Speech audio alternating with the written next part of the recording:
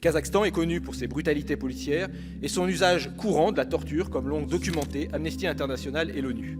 Les minorités sexuelles y font notamment l'objet d'un traitement inhumain. Ainsi, en 2024, nous n'avons accepté que 18% de la centaine de demandes d'asile issues du Kazakhstan.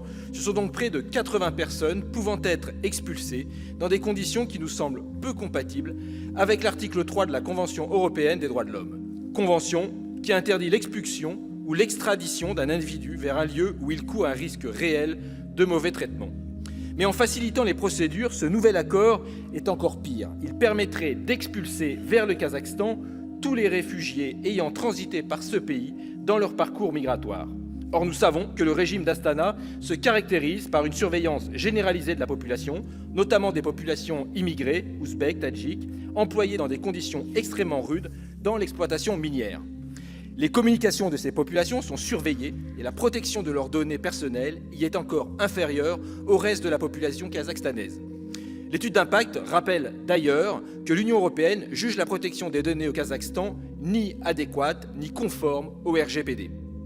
Au regard de ces deux points, CEDH et RGPD, il nous paraît indispensable que tout éventuel renforcement des procédures de réadmission soit négocié par l'Union européenne sur la base de l'accord de 2015 pour s'assurer d'une conformité exigeante avec le droit communautaire.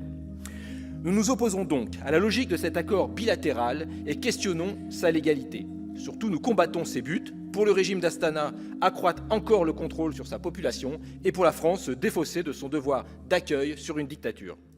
On voit bien ici la patte de Bruno Retailleau, ministre de l'Intérieur, lors de la négociation de l'accord, le besoin atavique de la droite et de l'extrême droite d'expulser les personnes faisant l'objet d'une OQTF dans le premier pays qui les acceptera, ne s'encombre évidemment d'aucune préoccupation pour les conditions d'accueil, seul contre le nombre d'expulsions, une bête et méchante politique du chiffre.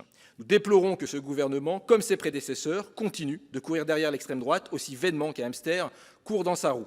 Le groupe écologiste votera naturellement contre ce projet d'accord. Merci.